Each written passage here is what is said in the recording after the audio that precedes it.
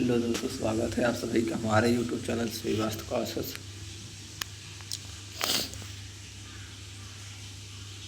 कल जो कि रक्षाबंधन था, इसलिए कल क्लास नहीं हो पाया था। आज उसके आगे से स्टार्ट कर रहे हैं, ठीक है। जहाँ पर परसों क्लास चली थी वो तो आपका ख़त्म हो गया था, वैदिक काल। आज से चलेगा आप लोग का मौर्योत्तर काल।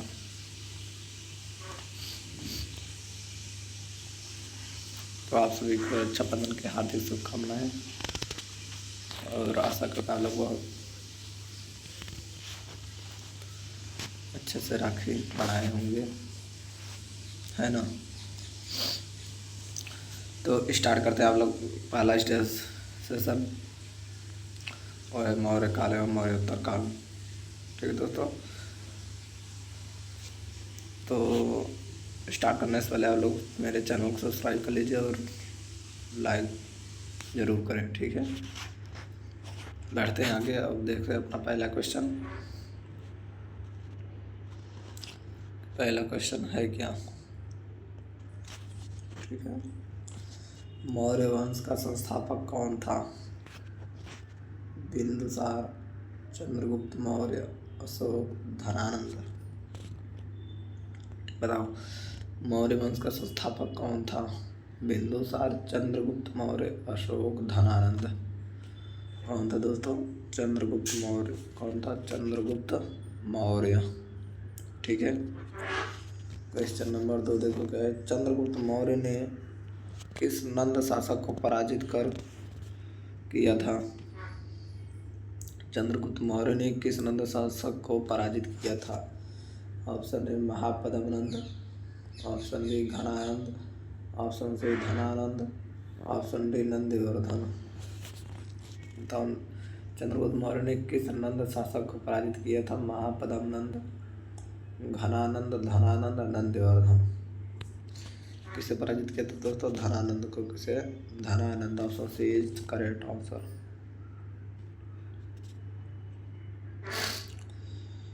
वीडियो समझ में आ रहा होगा दोस्तों, है ना।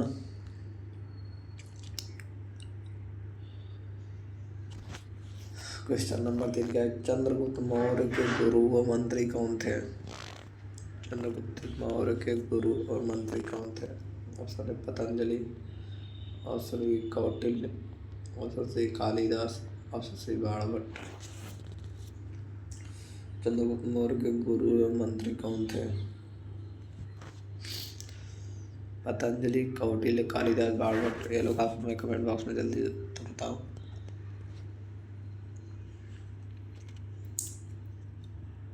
कौन थे बताओ? चंद्रगुप्त मौर्य के गुरु एवं मंत्री कौन थे? Option number B is correct answer, Kautilya, ठीक है। बढ़ते हैं आगे। Question number 4। अर्थशास्त्र के लेखक कौन माने जाते हैं? अर्थशास्त्र के लेखक कौन माने जाते हैं? Option Megasthenes, option B Kautilya, option C Vishakhadatta, option D Ashok Ghosh. बताओ, अर्थशास्त्र के लेखक कौन माने जाते हैं? मेगास्थनीज, कौटिल्य, विशाखदत्त, अशोक घोष। अब लोग के पास है 10 सेकंड का टाइम है। 10 सेकंड में इसका उत्तर बताओ।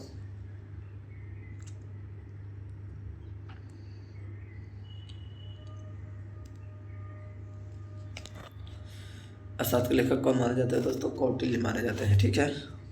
बढ़ते आगे, अगला क्वेश्चन देखते हैं। Question number 5। मेगास्थनीज किसके दरबार में आया था? अशोक के, बिंदुसार के, चंद्रगुप्त मौर्य के, कनिष्क के। मेगास्थनीज किसके दरबार में आया था दोस्तों? अशोक, बिंदुसार, चंद्रगुप्त मौर्य, कनिष्क। चंद्रगुप्त मौर्य के, ठीक है। समझ में आ गया दोस्तों। बढ़ते आगे, अगला क्वेश्चन देखते हैं क्या है। मेगास्थनीज की पुस्तक का नाम क्या था? बताओ, मेगास्थनीज की पुस्तक का नाम क्या था? अर्थशास्त्र, इंडिका, मुद्रा राक्षस, राजतरंगिणी। मेगास्थनीज की पुस्तक का नाम क्या था? अर्थशास्त्र, इंडिका, मुद्रा, राक्षस, राजतरंगिणी।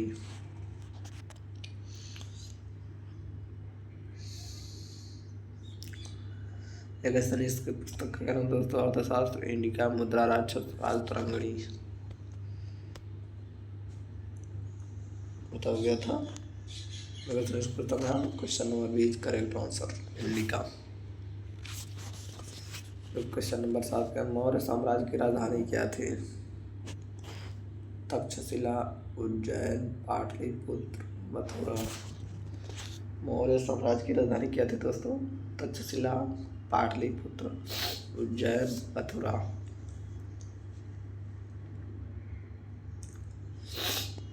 बताओ क्या थे?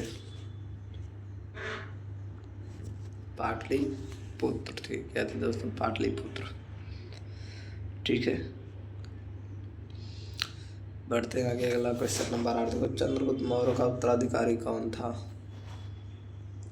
अशोक, बिंदुसार, दशरथ, बृहद्रथ। चंद्रगुप्त मौर्य के उत्तराधिकारी कौन था?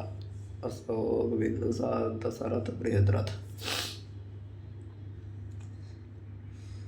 कौन था दोस्तों? बिंदुसार था। कौन था? बिंदुसार। अगर वीडियो अच्छी लग रही है तो इसको सब्सक्राइब जरूर कीजिए और लाइक अपने दोस्तों को भी शेयर करिए। ठीक है, बढ़ते हैं आगे। क्वेश्चन नंबर 9 देखते हैं। बिंदुसार के बाद मौर्य सिंहासन पर कौन बैठा था? अशोक, कुणाल, दशरथ, संपत्ति। बिंदुसार के बाद मौर्य सिंहासन पर कौन बैठा था? अशोक, कुणाल, दशरथ, संपत्ति। कौन बैठा था दोस्तों? बताओ। Option number 8 correct answer Ashok. Ashok के शिलालेख में उसका नाम किस उपाधि के साथ मिलता है? महाराजाधिराज, देवानाप्रिय प्रियदर्शी, विक्रमादित्य, धर्मपाल। अशोक के अभिलेखों में उसका नाम किस उपाधि के साथ मिलता है? महाराजाधिराज, देवानाप्रिय प्रियदर्शी, विक्रमादित्य, धर्मपाल।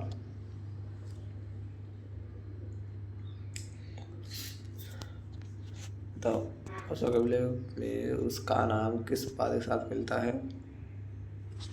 देवानाम प्रिय Priyadarshi. Option number 20 correct answer.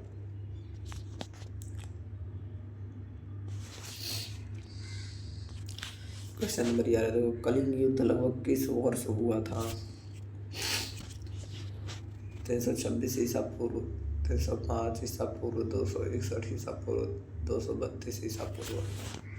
बताओ कलिंग युद्ध लगभग किस वर्ष हुआ था? 326 ईसा पूर्व, 305 ईसा पूर्व, 261 ईसा पूर्व, 232 ईसा पूर्व। कलिंग युद्ध किस वर्ष हुआ था? कौन कौन बताया जल्दी बताओ। तो हुआ था दोस्तों 261 ईसा पूर्व में। ठीक है, आंसर सी करेक्ट आंसर होगा।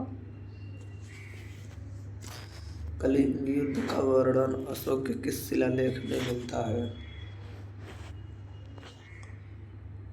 प्रथम, 5वां, 13वां, 14वां। कलिंग युद्ध का वर्णन अशोक के किस शिलालेख में मिलता है? पहला, 5वां, 13वां, 14वां। किस शिलालेख में मिलता है दोस्तों? 13वें शिलालेख में। ठीक है, बढ़े आगे। अगला देखो क्या है, कहाँ गया यार? ओके, मतलब एक छूट गया है। कलिंग युद्ध के बाद अशोक ने किस नीति पर विशेष बल दिया है? कलिंग युद्ध के बाद किस नीति पर विशेष बल दिया है? किसने? अशोक ने। ऑप्शन ए दिग्विजय, ऑप्शन बी धम्म विजय, ऑप्शन सी साम्राज्य विस्तार, ऑप्शन डी सैन्य विजय। कलिंग युद्ध के बाद अशोक ने किस नीति पर विशेष बल दिया है? कलिंग युद्ध के बाद अशोक ने किस नीति पर विशेष बल दिया है दोस्तों? दिग्विजय, धम्म विजय, साम्राज्य विस्तार, सैन्य विजय। सर बोल दिया है धम्म विजय पर। ठीक है, क्वेश्चन नंबर 14 देखते हैं। अशोक ने किस धर्म को संरक्षण दिया है? जैन धर्म, बौद्ध धर्म, वैष्णव धर्म, शैव धर्म। अशोक ने किस धर्म को संरक्षण दिया है? जैन धर्म, बौद्ध धर्म, वैष्णव धर्म, शैव धर्म। हम चैप्टर बाई चैप्टर करा रहे हैं दोस्तों, जीके का जो MCQ है ये हर बार परीक्षा पूछ जाता है, इसलिए हम चैप्टर बाई चैप्टर करा रहे हैं। अब चैप्टर बाई चैप्टर पढ़ोगे तो पक्का आप लोग को फंसेगा एग्जाम में। ठीक है, एक बार चैप्टर बाई चैप्टर पूरा हो जाए उसके बाद एक साथ ही करा देंगे सभी चैप्टर का। आप लोग बस क्लास को पूरा देखा करो, बीच में छोड़कर मत जाया करो। ठीक है, बताओ अशोक ने किस धर्म को संरक्षण दिया था? जैन धर्म, बौद्ध धर्म, वैष्णव धर्म, शैव धर्म। किस धर्म को दिया दोस्तों? बौद्ध धर्म को। ठीक है, option B is correct answer. Question number 15 क्या है? तृतीय बौद्ध संगीति किसके शासनकाल में हुई? चंद्रगुप्त मौर्य, बिंदुसार, अशोक, कनिष्क। तृतीय बौद्ध संगीति किसके शासनकाल में हुई थी? चंद्रगुप्त मौर्य, बिंदुसार, अशोक, कनिष्क। किसके शासनकाल में हुई थी दोस्तों? अशोक के शासनकाल में। किसके? अशोक के। ठीक है, बड़े आगे। तृतीय बौद्ध संगीति कहाँ आयोजित हुई थी? राजगृह, वैशाली, पाटलिपुत्र, कश्मीर। तृतीय बौद्ध संगीति कहाँ आयोजित हुई थी? अब राजगृह में, वैशाली, पाटलिपुत्र, कश्मीर। बताओ इसका कमेंट बॉक्स में उत्तर। तृतीय बौद्ध संगीति कहाँ आयोजित हुई थी? पाटलिपुत्र में। Option C is correct answer.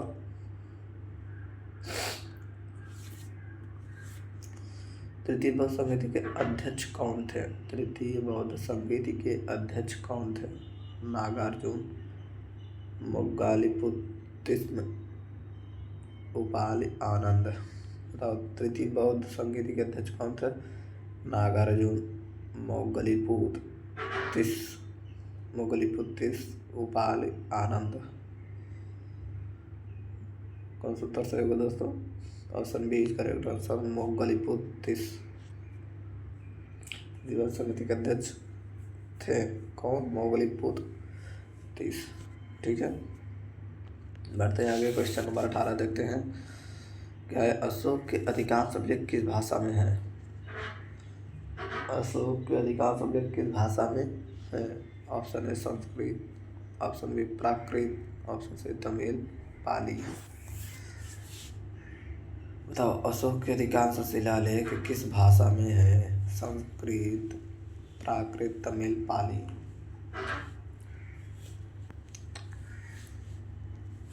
बता दोस्तों, 5 सेकंड में इसका उत्तर दो जल्दी।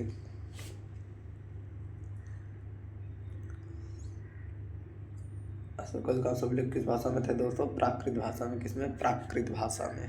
Option number B is correct answer.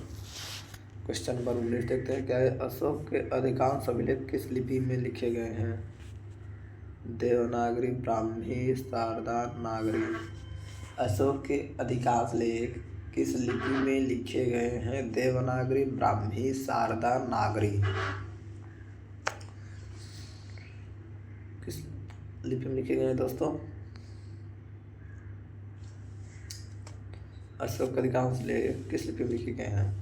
Brahmi लिपि में। किस लिपि में? ब्राह्मी लिपि में। ठीक है, बढ़ते हैं आगे। क्वेश्चन नंबर 20 देखते हैं। खरोष्ठी लिपि किस दिशा में लिखी जाती है? जो खरोष्ठी लिपि है किस दिशा में लिखी जाती है? बाएं, ऑप्शन है बाएं से दाएं, ऑप्शन बी दाएं से बाएं, ऑप्शन सी ऊपर से नीचे, ऑप्शन डी नीचे से ऊपर। बताओ खरोष्ठी लिपि किस दिशा से में लिखी जाती है? बाएं से दाएं, दाएं से बाएं, सी ऊपर से नीचे, डी नीचे से ऊपर। किस दिशा में लिखी जाती है दोस्तों? दाएं से बाएं लिखी जाती है। ठीक है, तो ऐसे लिखते हैं। राम एक उल्टा लिख के आते हैं। ठीक है, हम लोग इधर से लिख के जाते हैं, वो इधर से आता है। समझ गया? बढ़िया आगे।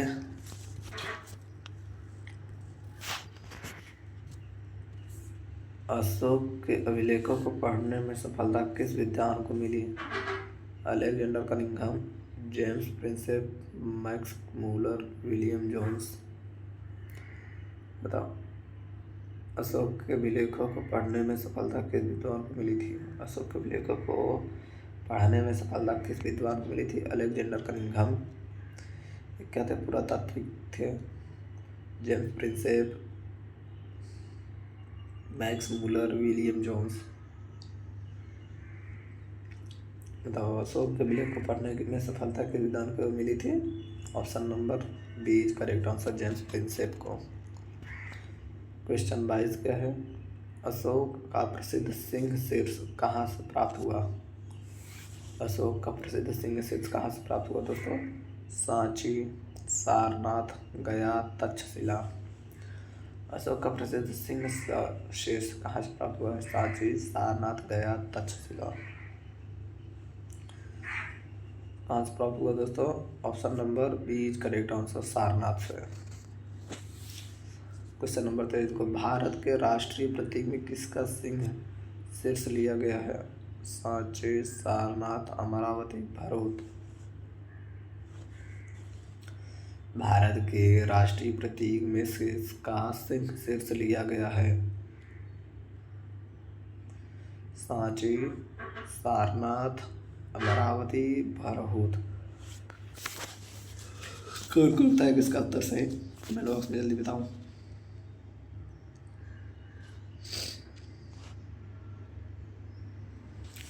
बताओ बताओ।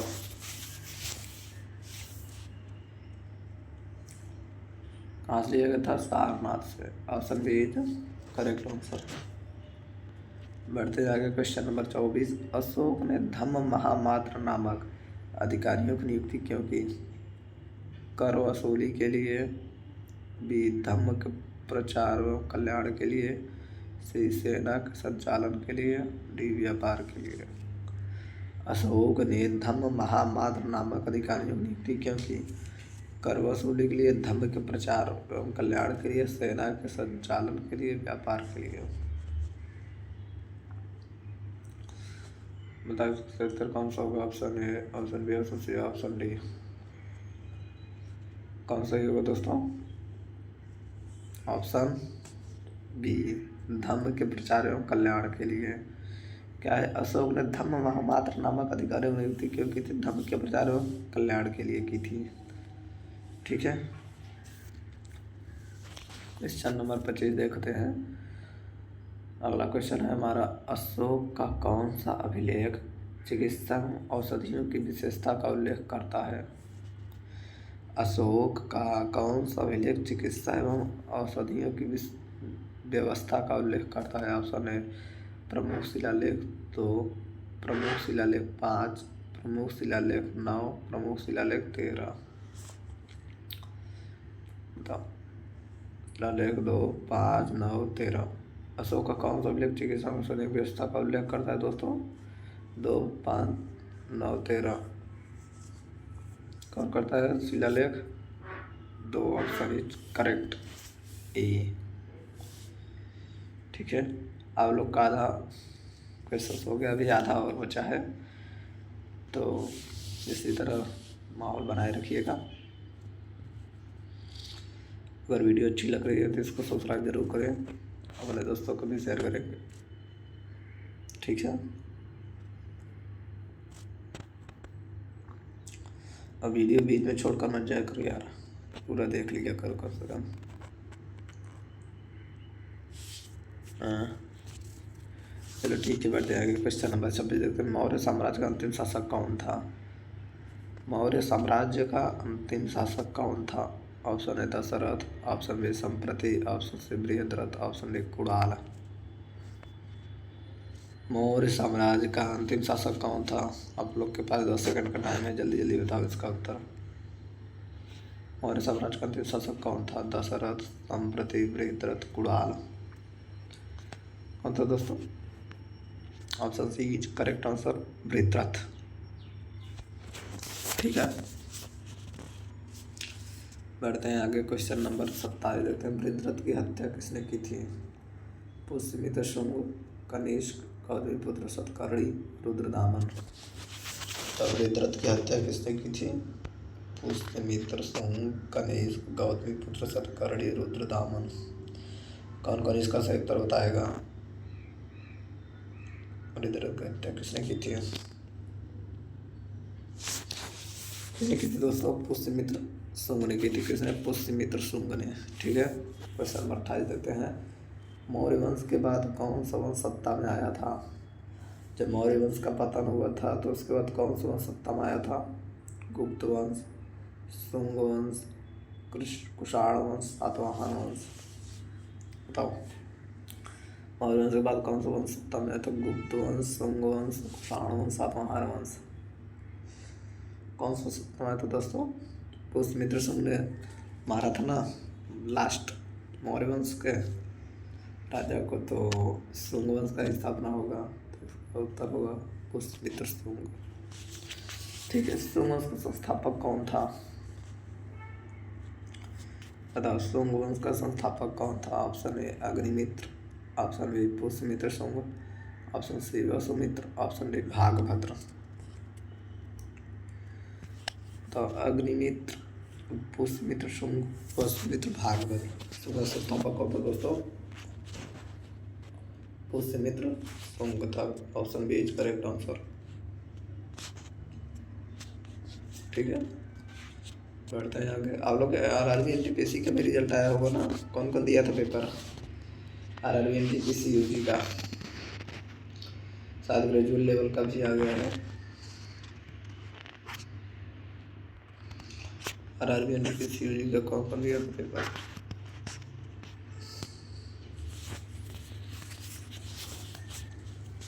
बताओ तो जरा। क्वेश्चन नंबर 30 देखते हैं। पुष्यमित्र शुंग ने किस मौर्य शासक का सेनापति था? पुष्यमित्र शुंग किस मौर्य शासक का सेनापति था? Option A Ashok, option B Bindusara, option C Brihadratha, option D Dasharath. Pushyamitra Shunga किस मौर्य शासक का सेनापति था? अशोक, बिंदुसार, बृहद्रथ, दशरथ।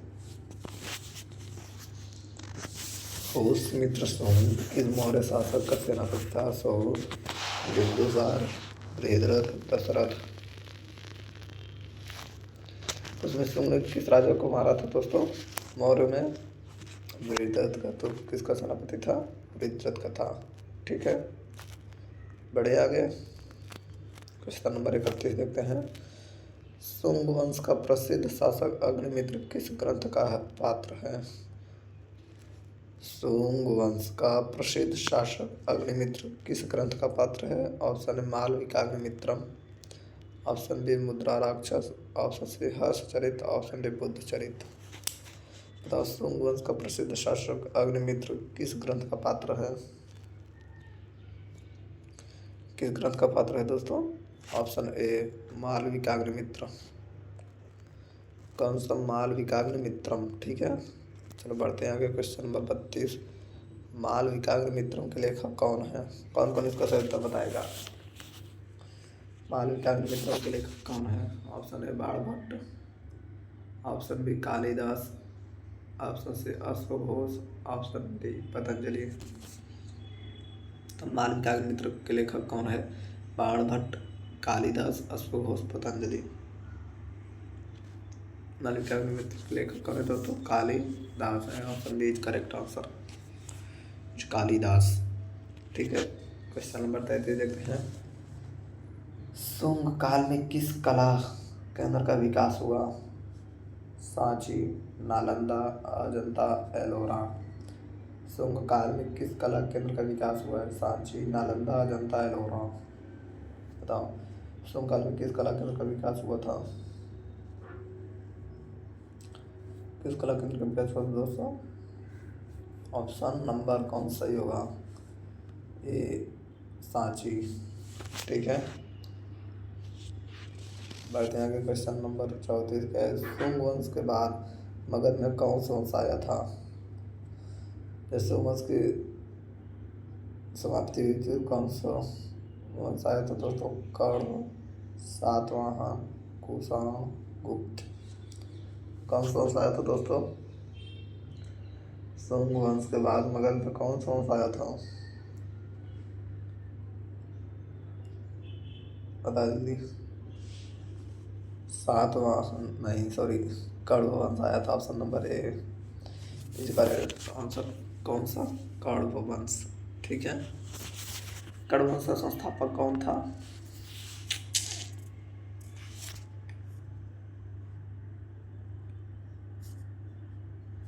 यार उल्टा चल गया थोड़ा।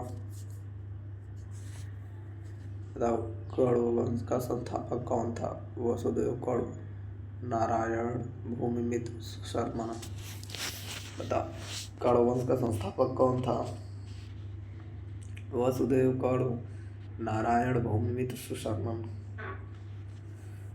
कौन सा उत्तर होगा दोस्तों? कौन संस्थापक में? Option A is correct answer, Vasudev, Kanva. ठीक है। बढ़ते आगे, अगला क्वेश्चन देखते हैं। Question number 36। सातवाहन वंश का प्रारंभिक प्रमुख शासक कौन माना जाता है? शिमुक, कनिष्क, गौतमीपुत्र, हाल। सातवाहन वंश का प्रारंभिक प्रमुख शासक कौन माना जाता है? शिमुक, कनिष्क, गौतमीपुत्र, हाल। कौन माना जाता है दोस्तों? Option number A is correct answer, Simuka. कौन है? शिमुक है। ठीक है। बढ़ते आगे, क्वेश्चन नंबर 37 देखते हैं। सातवाहन वंश का सबसे प्रसिद्ध शासक कौन था? बताओ, सातवाहन वंश का सबसे प्रसिद्ध शासक कौन था? हाल, गौतमीपुत्र सतकर्णी, यज्ञश्री सतकर्णी, शिमुक। तो दोस्तों, सातवाहन वंश का सबसे प्रसिद्ध शासक कौन था? हाल, गौतमीपुत्र सतकर्णी, यज्ञश्री सतकर्णी, शिमुक। सातवाहन का सबसे प्रसिद्ध शासक कौन था दोस्तों? जल्दी बताओ, 10 सेकंड के अंदर इसका उत्तर बताओ। सातवाहन वंश का प्रसिद्ध शासक कौन था? कौन था दोस्तों? Option number B is correct answer, Gautamiputra Satakarni.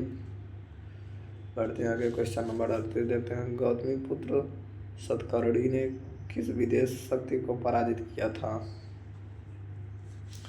Gautamiputra Satakarni ने किस विदेशी शक्ति को पराजित किया था? ऑप्शन ए शक, ऑप्शन बी हूण, ऑप्शन सी यूनानी, ऑप्शन डी कुषाण। तो गौतमीपुत्र सतकर्णी ने किस विदेशी शक्ति को पराजित किया था? शक, हूण, यूनानी, कुषाण। किस विदेशी शक्ति को पराजित किया था दोस्तों? Option A is correct answer, शक को। ठीक है। बढ़ते आगे, क्वेश्चन नंबर 42 देखते हैं। सातवाहनों की राजधानी कौन थी? प्रतिष्ठान, पाटलिपुत्र, तक्षशिला, उज्जैन। सातवाहनों की राजधानी कौन सी थी? प्रतिष्ठान, पाटलिपुत्र, तक्षशिला, उज्जैन। सातवाहनों की राजधानी क्या थी दोस्तों? ऑप्शन नंबर कौन सा होगा? ए, प्रतिष्ठान। ठीक है। प्रतिष्ठान पर ताला लगाया जाए। बढ़ते हैं आगे, अगला क्वेश्चन देखते हैं। सातवाहन शासकों ने मुख्यतः किस क्षेत्र में शासन किया? दक्षिण भारत, पंजाब, बंगाल, कश्मीर। बताओ, सातवाहन शासकों ने मुख्यतः किस क्षेत्र में शासन किया है? दक्षिण भारत, दक्कन, पंजाब, बंगाल, कश्मीर। सातवाहनों ने किस क्षेत्र में शासन किया दोस्तों? ज़्यादा किसमें किया था? दक्षिण भारत, यानी दक्कन के पठार पे। ठीक है। आशा करते हैं दोस्तों आप लोग को अच्छा समझ में आ रहा होगा मेरी वीडियो, और इसी तरह प्यार बनाए रखें। ठीक है। बढ़ते हैं आगे, क्वेश्चन नंबर 41 देखते हैं। कुषाण वंश का सबसे प्रसिद्ध शासक कौन था? क्या है? कुषाण वंश का सबसे प्रसिद्ध शासक कौन था? कनिष्क, वेम, कडफसीस, भूविष्क, वसुदेव। बताओ, कुषाण वंश का सबसे प्रसिद्ध शासक कौन था? कनिष्क, वेम, कडफसीस, भूविष्क, वसुदेव। बताओ इसका उत्तर जल्दी जल्दी। कुषाण वंश सबसे प्रसिद्ध शासक कौन था दोस्तों? Option number A is correct answer, Kanishka. कौन था? कनिष्क था। ठीक है, बढ़ते आगे, क्वेश्चन नंबर 42 देखते हैं। कनिष्क की राजधानी क्या थी? पाटलिपुत्र, पुरुषपुर, उज्जैन, प्रतिष्ठान। कनिष्क की राजधानी क्या थी? पाटलिपुत्र, बी पुरुषपुर, सी उज्जैन, डी प्रतिष्ठान। कनिष्क राजधानी क्या थी दोस्तों? पुरुषपुर थी। क्या थी? Purushapura. Option B is correct answer, Purushapura. Question number 43 देखते हैं। चतुर्थ बौद्ध संगीति किस शासक के समय हुई थी? चतुर्थ बौद्ध संगीति किस शासक के समय हुई थी? अशोक, कनिष्क, चंद्रगुप्त मौर्य, समुद्रगुप्त। चंद्रगुप्त मौर्य। चतुर्थ बौद्ध संगीत किस शासक के समय हुई थी? अशोक, कनिष्क, चंद्रगुप्त मौर्य, समुद्रगुप्त। तीसरी बौद्ध संगीत किसके शासक काल में हुई थी दोस्तों? अशोक के। और चौथी किसके हुई थी? अशोक, कनिष्क, चंद्रगुप्त, समुद्रगुप्त। बताओ किसके शासन काल में हुई थी? कनिष्क के। ठीक है, option B is correct answer. बढ़ते हैं यहाँ क्वेश्चन नंबर 44। चतुर्थ बौद्ध संगीति कहाँ आयोजित हुई थी? पाटलिपुत्र, वैशाली, कश्मीर, सारनाथ। चतुर्थ बौद्ध संगीति कहाँ आयोजित हुई थी? पाटलिपुत्र, वैशाली, कश्मीर, सारनाथ। तब तो कहाँ आयोजित हुई थी?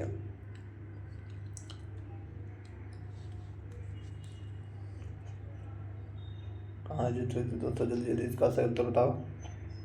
चतुर्थ बौद्ध संगीति कहाँ आयोजित हुई थी? Option number C is correct answer, Kashmir. Question number 45 का है। कनिष्क किस बौद्ध संप्रदाय का संरक्षक माना जाता है?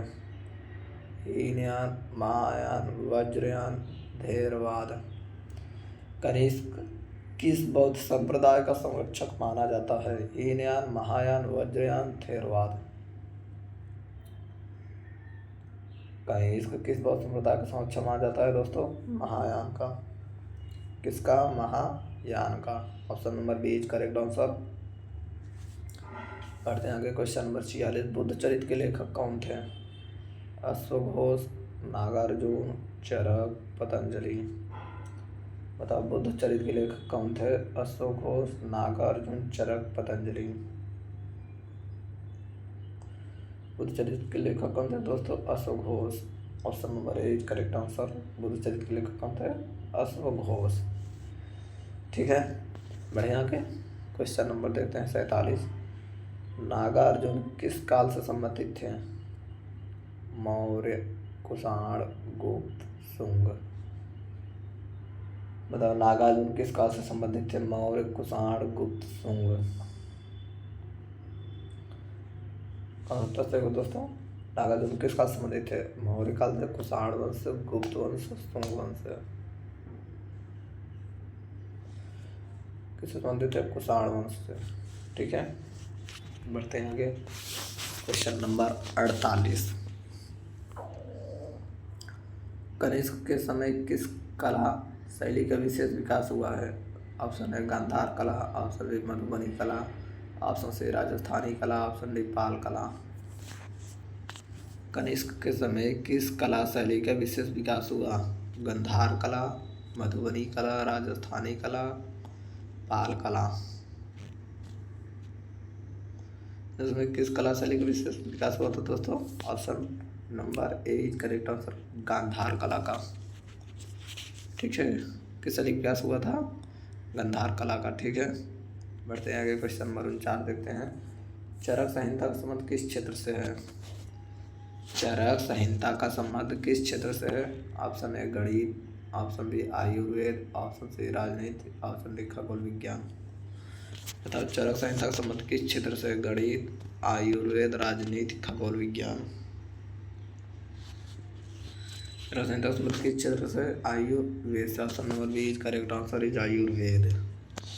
ठीक है, बढ़ते अपना अगला क्वेश्चन। ये हमारा आज का लास्ट क्वेश्चन है। लास्ट क्वेश्चन कराने जाने से पहले आप लोगों को अगर वीडियो अच्छी लगी हो तो इसको ज़रूर बताएं, तो हमारा भी मनोबल बनेगा थोड़ा इससे भी बेहतर वीडियो बनाने के। आप लोग कमेंट बॉक्स में कमेंट करेंगे तो मेरा भी मनोबल बनेगा ना, अगर नहीं करेंगे तो कहाँ से बनेगा। बताओ क्वेश्चन नंबर 50। मौर्योत्तर काल के किस अध्ययन के लिए निम्न में से कौन सा ग्रंथ महत्वपूर्ण स्रोत है? मौर्य एवं मौर्योत्तर काल के अध्ययन के लिए निम्न में से कौन सा ग्रंथ महत्वपूर्ण स्रोत है? Option A Arthashastra, option B Indica, option C Ashok के अभिलेख, ऑप्शन डी उपरोक्त सभी। बताओ मौर्य एवं मौर्योत्तर काल के अध्ययन के लिए निम्न में से कौन सा ग्रंथ महत्वपूर्ण स्रोत है? अर्थशास्त्र, इंडिका, अशोक के अभिलेख, उपरोक्त सभी। मौर्य मौर्योत्तर काल को समझना है तो इस समय कौन सा ग्रंथ पढ़ना चाहिए? सभी पढ़ना चाहिए, अर्थशास्त्र में इंडिका, अशोक के अभिलेख, यानी option number D is correct answer, उपरोक्त सभी होगा। ठीक है,